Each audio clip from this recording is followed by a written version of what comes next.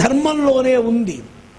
నేను ఈనాడు మనవి చేసుకుంటున్నా సవినయంగా, 86 ఏళ్ళు దాటిన వాడిని నేను సాంజలిబంధంగా మనవి చేస్తున్నా, ధర్మాన్ని వదలబోకండి, ధర్మాన్ని ప్రేమించండి, ధర్మానికి నమస్కరించండి. ఈనాడు ధర్మాన్ని వదులుతున్నారు, భగవంతుణ్ణి పట్టుకుంటున్నారు. చాలా ప్రమాదం. ధర్మాన్ని పట్టుకోనిదే భగవంతుడు పలకడు.